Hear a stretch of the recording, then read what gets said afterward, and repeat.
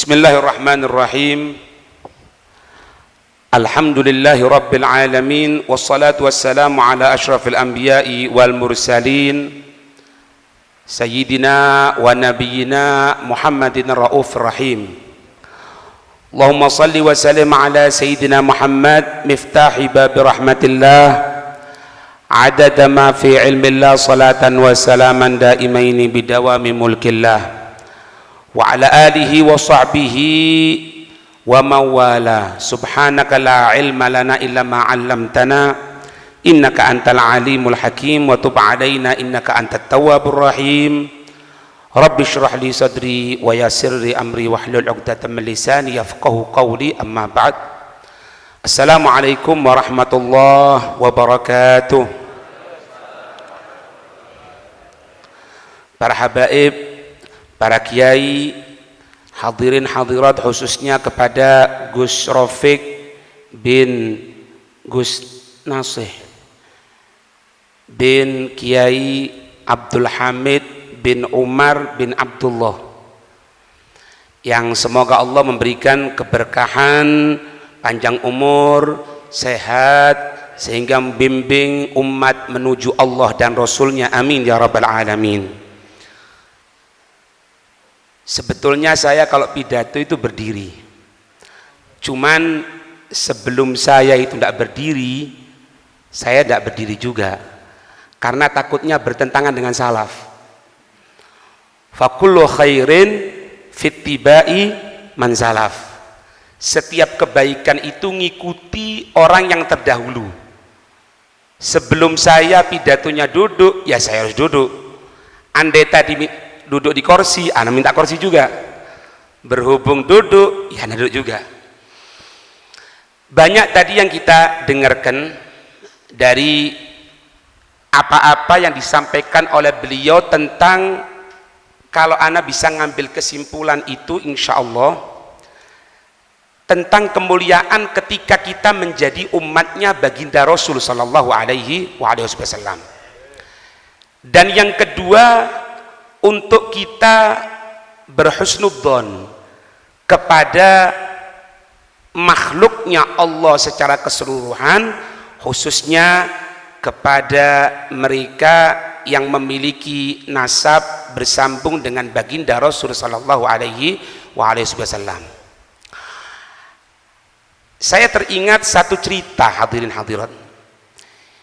Ini cerita kalau bahasa gampangan itu cara paling gampang mlebu surga, paling gampang. Sebetulnya sampai nembe aku, cuma berhubung mangketo aku sing magum sampai nangis barang ya. Anak jadi ingat satu cerita ini. Ini cerita tidak tanggung-tanggung. Ini cerita disampaikan oleh Sayyid Abu Bakar Syato'. Ya Notolibin tahulah, anak pondokan di sini, pondok Gus ya, majelis ya, insyaallah pondokan wis. Santri kan bukan di pondok tok, pokoknya belajar ya santri jenenge. Ada satu cerita Pak, ini Sayyid Abu Bakar Syato' bercerita gini, indi jiron, aku ini punya tetangga, musrifun ala nafsi. Ini tetanggaku ini ngelampaui batas sudah. Dari keterangan kitab tadi itu dikasih taklik itu catatan kaki itu, makna musrifun ala nafsi fahuwa man fi yaumihi wa lailihi ya'sillaha. Iki terjemahan apa ndak iki? Aku wedi pisan terjemahan ngene iki rek. Tapi ojo turu lho ya, ojo turu. Engko lek sampean ndak nyambung karo cerita iki tadi fitnah. Orang lampaui batas itu maknanya yang pagi hari, sore harinya, malam harinya, bahkan tiap waktu itu maksiat sama Allah. Maksiat tok sudah. Tahu lah, kalau orang maksiat itu matinya ya minimal lah neraka jahanam lah, itu minimal sudah. Nggak tahu di apa no, di gini dan sebagainya. Setelah itu orang ini meninggal, tetanggaku ini meninggal. Faraitu fil manam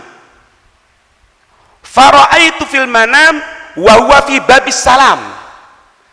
Aku ngelihat tetanggaku ini subhanallah mlebu surga, Pak. Enak kan? Enak iki, makanya tak apa iki cara paling enak iki. Masuk surga di surga assalam. Kaget. Loh, kok basa kita kan ngene, Pak? Tapi di kitab ndak ono iki, terjemahanku dhewe iki. Iki bener ta tanggoku apa ndak?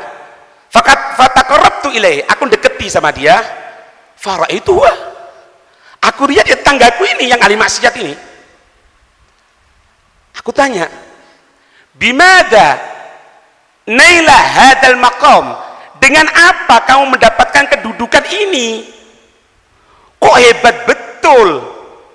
Ya, kita tahulah ibadahnya para wali, ya, subuh ya harus bangun, ini ibaratnya Pak, kalau orang sudah dekatkan sama Allah itu, kalau tidak mau masuk surga itu kebacut, Rarek.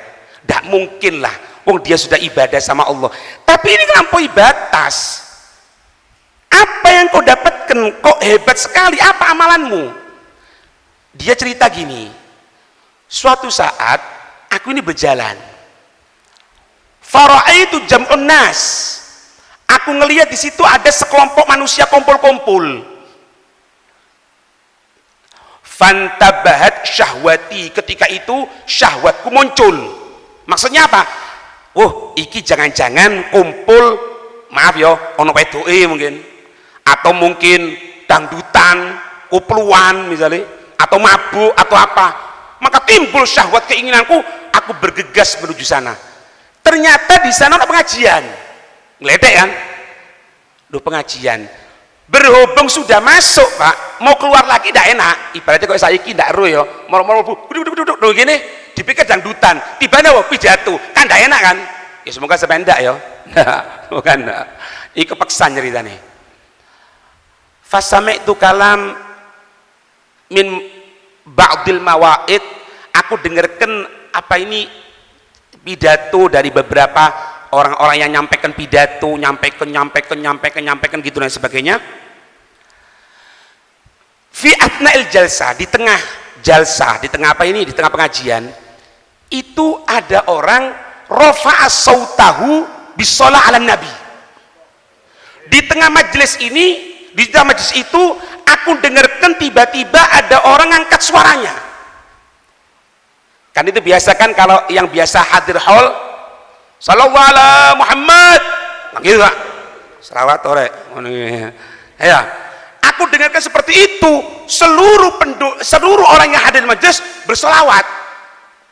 Ini Pak, yang anak istaghrab tuh ini ya, yang anak bingung ini ya, yang anak bingung ini. Aku ini menjawabi dengan terpaksa. Bayang no ini, wis hadir pengajian terpaksa, ya kan? Ati metus dah enak. Di tengah majelis ada orang mengucapkan salawat, jawabi terpaksa pisan. Bayang no. Kenapa? Ra'aitu hauli yarfa'u sautahu. Aku ngelihat orang sekitarku ini yang angkat suara, maka mau tidak mau ya aku angkat suara juga. Allahumma sholli ala Muhammad. Nah, ini kepeksaan tapi. Nah, cerita di kitab gitu ya, kitab. Tahu enggak? Gara-gara solawat yang sekali itu, tak kasih tambahan ya, catatan kaki nih, kepeksan, selawat kepeksan, mundu dzatil lailah ghafarallahu dambi. Karena sebab aku bersolawat seperti itu, mulai malam itu Allah maafkan dosaku, aku berubah total, dapat beberapa waktu aku meninggal. Gara-gara itu aku dimasukkan surga oleh Allah Subhanahu wa taala. Sallallahu alaihi Muhammad. Dadi dalile rek. Mangkane kok aja ngomong misalnya apa iku lek buyar, orang buyar misalnya. Apa kok buyar kok maca sallallahu alaihi Muhammad, sampai ada yang ngatakan apa? Sholawat bubaria, jadi kurang ajar ya. Oh no, ada dalilnya. Itu kafaro majelis, untuk nutupi kekurangan dalam majelis selain baca surat An-Nas. Itu dalilnya orang saya. Kita Syed Abu Bakar Syato. Pak, ya sepurane. Iki ngomong kula jenengan wis. Ojo ngomong habaib, ojo ngomong kiai, ojo ngomong ustad. ngomong kulo jenengan, maaf yo maaf, wong pasaran. Wong pasaran. Kira-kira Pak, mosok Pak, kita orang ini ati diadab karo Allah kalau cinta sama salah satu orang yang dicintai Nabi SAW. Apakah mungkin kita ini cintanya sama Nabi SAW kok bisa sampai diadab sama Allah Subhanahu Wa Taala? Dengarkan ya, ada satu atar. Lek bosok gampangan ini Pak, umat Nabi Muhammad ini Pak, umat Nabi Muhammad ini memang dicipta oleh Allah untuk masuk surganya Allah Pak. Kalau umat yang terdahulu disulitkan oleh Allah Subhanahu Wa Taala, sekarang jangan bahas fikihnya lah.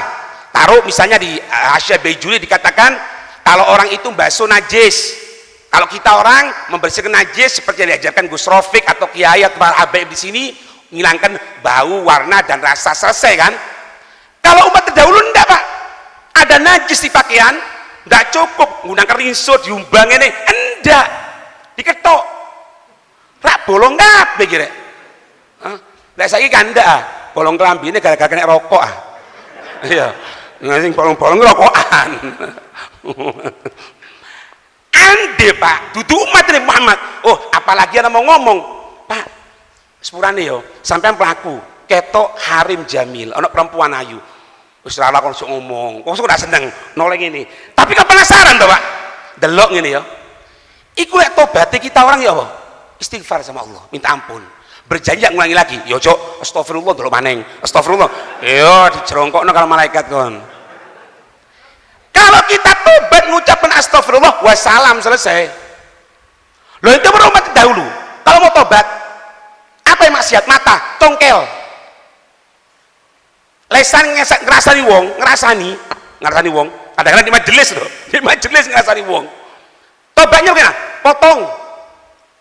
Makanya nanti Pak dalam atar disebutkan, kalau ada umat selain umatnya Nabi Muhammad itu masuk surganya Allah, selain umatnya Nabi Muhammad, itu malaikat kaget Pak, kok iso umat bukan umatnya Nabi Muhammad masuk surganya Allah. Begitupun sebaliknya Pak, semoga dijaga oleh Allah. Umatnya Nabi Muhammad kok ada yang masuk neraka, itu bingung. Kok iso kon ben neraka? Wong gampang temen, mek bondo. Allahumma sholli ala Muhammad, Allahumma sholli. Mlebu surga. Kok iso ben neraka? Ra wis tekok nemen aku nih. Bosone kan ngono, kok nemen temen kok nih. Dengarkan ya, dengarkan.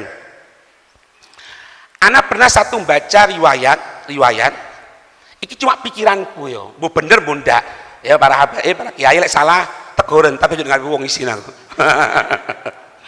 Ada riwayat gini, ada seorang badui ziarah kubur Pak, nanti kubur Nabi. Lalu kita nggak baca kubur, tawasul, yasin, doa wahbah, menteri apa. Ini badui enggak, cuma doa apa? Ya Allah, ini Nabi Muhammad kekasihmu. Setan musuhmu.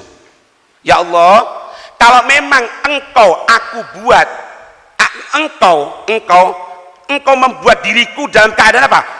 Taat kepadamu, maka kekasihmu seneng, setanmu, musuhmu benci. Tapi ya Allah, kalau engkau tentukan aku menjadi orang ahli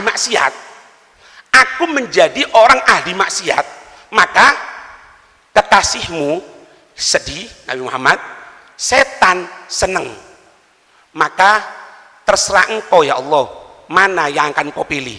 Nah ini Pak, dengarkan. Anak pas mau coy riwayat iki kok bosone kita orang sepurane kok ngelamak temen rek. Allah kok dimodel kayak ngono. Hah? Ya, anak tadi kelihatan di situ bahasa denda. Sampai dua murid misalnya. Gus, sampean kan rahmat. Lek sampean gembok aku ben ndak rahmat. Lek sampean ndak gembok aku ya rahmat. Terserah sampean ae dadi rahmat, malaikat apa ndak rahmat, setan. Kira-kira ya kelepuk langsung iki, ngelamain. Ini Pak tahu enggak? Dengan sigo doa seperti itu, maka Allah memberikan kabar gembira bahwasannya orang ini diampuni oleh Allah Subhanahu wa taala melalui apa? Berita kabar yang disampaikan baginda Rasul datang kepada orang tersebut ketika tidurnya mimpi kelihatan Rasulullah dan Nabi mengatakan, wahai engkau al-badu, orang Arab pegunungan, engkau telah diampuni oleh Allah, segala hajatmu dikabulkan oleh Allah. Karena apa? Karena doamu di hadapan pusaraku. Doa dikti loh ya, iso mlebu surgane Allah Subhanahu wa taala.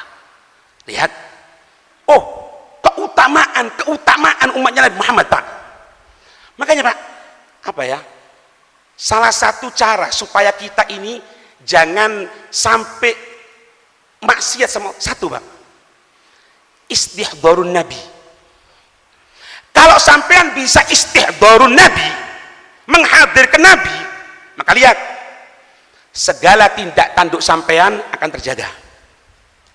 Wa qul i'malu fasayarallahu amalakum wa rasuluhu wal mu'minun. Katakan wahai Muhammad, itu mau berbuat apapun terserah. Bahasa gampangannya tafsir kok ngono, terserah wis. Tapi ingat, fasayarallah akan melihat di mana? Di dunia, bukan di akhirat. Sin, bukan saufa, sin di dunia. Allah, Nabi Muhammad dan orang mukmin.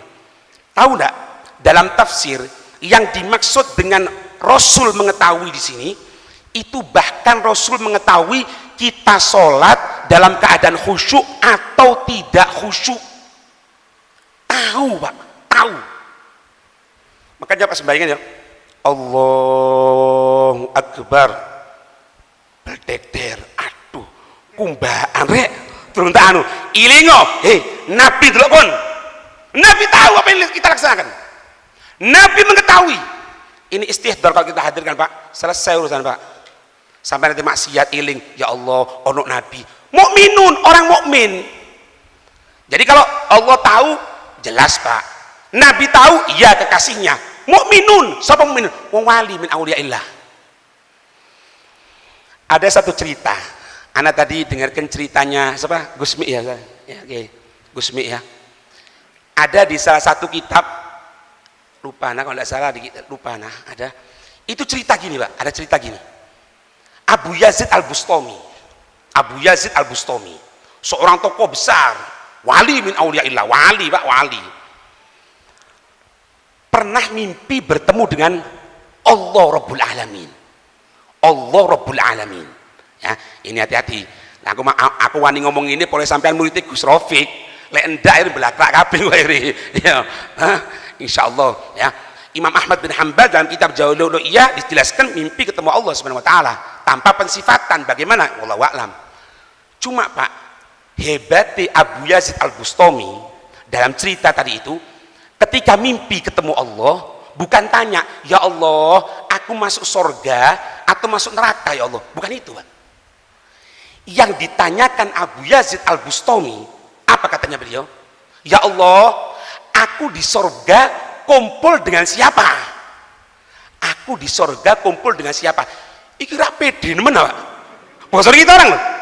Kok wani ngomong seperti itu? Maka Allah menunjukkan rahmatnya, dikatakan engkau akan kumpul sama fulan bin fulan itu, katanya. Di desa ini, di tempat itu, dicari, ketemu. Subhanallah, ketemu nih orang yang dicari itu tengah kumpul sama peminum homer. Nah, gue ceritanya, kumpul kalau orang minum homer. Duh, jadi Abu Yazid, iki ndak keliru hari mimpiku. Kok koncoku di surga duduk pas pengajian, duduk nang Gus Rafiq. Kok di penggen koyok ngene rek. Kok di bar iki. Timbul perasaan keraguan. Abu Yazid Al-Bustami timbul perasaan keraguan. Oh, ndak, iki pasti mimpiku keliru iki. Pasti keliru. Muter gini, mau jalan. Belum balik, Pak. Setengah balik gini. Orang tadi itu ngomong, "Hei Abu Yazid, ketahui mimpimu benar. Yang kamu mimpikan kamu di surga sama aku." Iya, aku memang. Ini loh, ini. Kaget, Pak. Jadi jenenge wali ku, Pak. Ono sing memang ketok koyo ngono ya ono sing setengah-setengah jadab ngono iku. Tapi aja kok jadab sampe tak totok ngono. Aku mangke ngombe banyu Gusmi apa ngombe air iku Gusmi lakon tak totok. Aku ngombe iku Beb koyo Gusmi ndas wetal ngono. Ono. Duduk sini katanya. Loh, kamu tahu? Tahu. Tadi malam itu begitu kan? Aku dikabari kok sama Allah. Tahu. Tahu ya. Ini semuanya preman. Semua, maaf Pak. Enggak. Kamu enggak enak. Ini preman semuanya ini. Preman semuanya. Separuh sudah masuk masjid, aku dakwai. Aku kumpul sama dia. Supaya apa? Supaya aku semakin dekat sama dia. Iki wali loh yo. Wali yo ojo keliru. Waline Allah. Kula jenengan ojo narik ndak ketarik yo. Ojo. Iya, ojo ati mentang-mentang kon. Tinggal separuh. Ini yang separuh bagianmu Abu Yazid. Katanya Abu Yazid Pak, ini bukan wali model kayak ngono rek. Wali maca kitab cerita nih, maca kitab ngajar santri. Katanya Abu Yazid Al-Bustami, loh, Anda ndak bisa kumpul sama dia, Anda ngerti apa caranya untuk dakwah sama dia. Katanya si wali ini wah, lek kon ndak iso buat mereka itu tobat sama Allah, wurung dadi wali wis, ngundurno diri. Paham ndak? Sing ngomong wali Pak, sing ngomong wali. Lek sampean ojo Pak. Iki kadang-kadang ini Pak, engko anak pernah datang ke kuburannya Habib Ja'far, ke kuburannya Kiai Hamid, kuburannya tak orek Beb. Kemudian apa? Anak minta supaya punya jodoh. Subhanallah keluar dari sana itu dapat jodoh. Loh, delok sing ngorek rek. Lek sing ngorek kula jenengan model kok ngene, duduk tambah oleh jodoh gendeng yo. Ini saya ngomong seperti itu. Hei, kamu tahu enggak katanya? Kalau kamu Abu Yazid enggak bisa buat mereka tobat sama Allah, pensiun jadi wali. Timbul perasaan gitu Pak, muruk Pak, reng. Iki aja apa ilmu waliku jal hal keadaan berubah sudah. Katanya, sampaikan katanya. Katanya Abu Yazid, sampaikan sama mereka semuanya. Suruh ngelihat wajah ana. Kalau ngelihat wajah ana, dia tidak tobat sekarang ini, aku akan ngundurkan diri sama Allah, jadi walinya Allah. Tidak mau jadi wali aku. Ngatek ini. Si ngojoy, lihat wajahnya. Ketika ngelihat wajah Abu Yazid Al-Bustami berubah total, langsung tobat. Beb, sik ra Beb, cerita-cerita ngono iku dalile apa? Nah iki mulai kadang-kadang keminter kan ya. Ya, maca kitab endak, belajar jurumiyah ya endak. Ya hanut takut dalile, tapi tak jawab iki. Dalam satu hadis dikatakan apa? Wali Allah itu cirinya apa? Idza ru'u dzikirallah. Kalau dilihat akan diingat Allah Subhanahu wa taala. Itu ciri wali. Pak, aku ndak nututi Pak zamane Kiai Hamid. Beliau wafat tahun 81. 82 ya. 82 aku mau 5 tahun rek, ndak ero aku kan. Ndak ero. Si enom aku si enom rek ngene kan. Iya aku si enom. Cuma kalah jenggot. Iya. Sampai yang ndak nututi sudah atau yang nututi. Sampai ngelihat wajah orang-orang pilihannya Allah sekali berkiai Hamid atau orang-orang besar yang lainnya, tidak perlu dakwah Pak. Maaf, saya bukannya pilihkan diri anak pribadi atau sebelum anak atau penceramah yang lain, enggak. Mereka ini dakwahnya itu dengan hal, dengan mau itu ya harus dengan hal lebih Pak, lebih hal itu ya apa sih hal itu gini. Anak pernah pertemuan dengan Sayyidah Umar, pertemuan para duat, para dai-dai itu ada satu pertanyaan gini Pak, ada satu pertanyaan gini, Habib, bagaimana caranya untuk menggerakkan murid supaya mau sholat berjamaah, supaya mau baca Quran, supaya mau dzikir, supaya ini, supaya itu? Jawaban beliau satu Pak, kamu sholat berjamaah, kamu baca Quran dulu, kamu dzikir dulu, maka orang yang melihat kamu karena keikhlasan dari dirimu akan merubah keadaan. Itu makna lisanul hal afsah min lisanil magol. Bentuk perbuatan itu lebih mengena kepada hati manusia daripada ucapan toh. Bukan berarti saya katakan ucapan tidak bagus loh, enggak. Ucapan iya, hal iya juga. Tak kayak contoh paling gampang wis. Contoh paling gampang ya. Aku saya nggak gamis pak, nggak imamaan, nggak sorban. Sing tak tiru sapa? Ya guruku. Magomku karo guruku ya apa? Ojo maning karo guru iki, karo sandalen ndak pak. Loh terus kenapa beb? Ente kok menggunakan seperti itu? Ana berusaha untuk mensejajarkan halnya mereka dengan hal dalam diri ana supaya apa? Dapat keberkahan meskipun cuma 10-20%. Buktine ya apa? Buktine aku teko mrene dengan pakaian seperti ini, maaf, meskipun tidak berhak untuk menggunakan pakaian seperti ini, diregani wong, ya benda. Misal, ojo ngomong amin kon tak antemi kon. Aku teko celana levisan. Kira-kira gelem sampai nguruk pidatoku? Enggak gelem. Berkate apa? Berkate niru orang soleh. Kula jenengan ngono, Pak. Ojo ruwet-ruwet.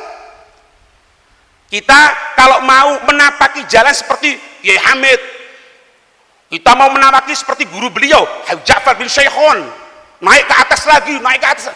Soro pak, soro wis tala, kon ojo kon iki le, ojo nyengkan lho. Dengarkan ya, dengarkan. Ada satu cerita yang pernah anda dengarkan. Tadi apa Kiai Mahrus Ali cerita tentang masalah mercy ya. Pak, Kiai Hamid itu memang ketika hidupnya dulu punya mercy. Dan biasa Pak, kullu di ni'matin mahsud. Setiap yang punya nikmat pasti akan diirii, pasti. Ada salah satu pecinta beliau itu timbul perasaan iri Pak, tapi tidak ngomong. Kayak ngomong ya kualat kon. Wali ini Allah Pak, wali ini Allah tahu apa yang ada dalam hati kita, tahu Pak. Apa yang terjadi? Dijelatin ngomong ini Pak. Lah mosok jari ini kiai, tapi montore kok mercy, larang maning. Jari ini kiai, tapi aki regone 80 juta. Itu biasa kan ya? Ada kan kayak jari ini Habib pidato, tapi kok enggak pakaian larang ngono. Hati-hati kan.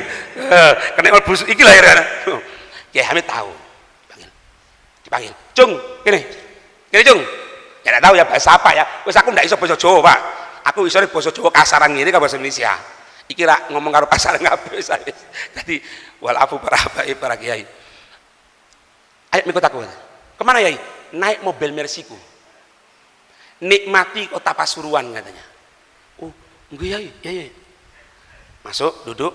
Akhirnya Pak, Kiai Hamid minta diambil gelas sama air. Dikai. Ya. Dikai disuruh bawa. Katanya Kiai Hamid kepada si orang tadi ini, hei fulan katanya, jagaan ya agar air ini tidak tumpah, jogon cik ini banyu ini tidak tumpah. Iya. Jadi mulai perjalanan duduk mikir numpak Mercy Pak, mikirin gue gelas di logur, obang ini, biarkan sebagai Hamid. Bahasa kita ya, cung ya apa jalan Pasuruan api yo. Pemandangannya api, oman numpak Mercy yo, katanya dia apa? Yo opo Yai, enak yo opo, mulai mang, ndak ngerasakno numpak Mercy aku, mulai mang kepikiran, wedi banyu numplek. Kiai Hamid guyu, mandek, yo iku perasaan kule. Meskipun aku naik kenikmatan, mobil dan lain sebagainya, tapi pikiranku duduk di kono le. Pikiranku iki ono ya apa mikirno umat Nabi Muhammad, tapi sing ngomong Kiai Hamid. Lek kula jenengan sing ngomong goro. Aja percaya. Wis ta aja percaya. Aku iki yo Kang, gue motor api iku kepikiran. Wis numpak aja kan. Pak, sampai pernah lho Pak. Kiai Hamid itu wagil Kiai Hamid pernah datang kepada Kiai Nawawi katanya di Sidogiri, ngeluh Pak, mengeluh apa? Nangis. Gara-gara apa? Maaf yo, dikai templean duit be uang. Duh, dikai templean duit nangis. Jadi kalau jenengan ngomong kok dari dikai nangis tantem yo. Iya aja. Ngata kenapa? Mosok aku iki taat karo Allah, pendekatan diriku kepada Allah, semuanya kepada Allah, kok diregani kok ngene karo wong-wong iki. Bayangno, Pak. Iku wali min auliyaillah. Makanya tak wali apa? Wali itu di hatinya tidak ada perasaan dunia, Pak. Kulo jenengan le ate niru 100% karo wali, makanya tak wali ya. Ndak iso, Kang, ndak iso. Ndak iso. Makanya mirip-mirip memper-memper. Ada Kiai Hamid itu baca Rotib Haddad, baca Rotib Haddad, baca. Oh, Kiai Hamid itu ada rutinan baca misal apa? Dalail misalnya. Berusaha baca dalail. Sudah. Jangan kepikiran sudah. Beb, anak pas maca dalail iki glambyar, Beb. Wis memang potonganmu glambyar. Wis sudah aneh-aneh. Wis maca, oh juga kene ngomong.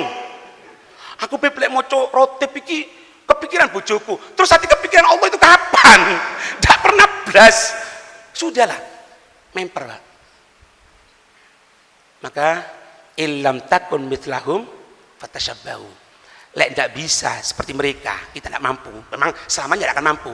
Memper-memper, pakaiane, ya, cara ngomongi, akhlaknya, rutinitas ibadahnya meskipun tidak bisa 100%. Inna tasyabbuha bil kirami falah.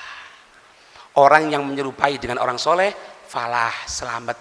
Cerita penutup ada satu cerita bahwasannya salah satu pengikut Fir'aun diselamatkan oleh Allah, tidak ditenggelamkan. Kenapa? Karena dia menggunakan kopiah persis seperti kopiah Nabi Allah Musa. Gara-gara kopiahnya persis seperti Nabi Allah Musa, Allah menyelamatkan orang tersebut dan dari jalannya untuk mendapatkan hidayahnya Allah. Kita bukan cuma pakaian kita tiru, akhlak meskipun sedikit coba kita tiru, kita jalani, maka insya Allah kita akan mendapatkan kemuliaan di sisi Allah. Amin ya rabbal alamin. Wallahu alam. Hadza minni wa afu minkum. Assalamualaikum warahmatullahi wabarakatuh.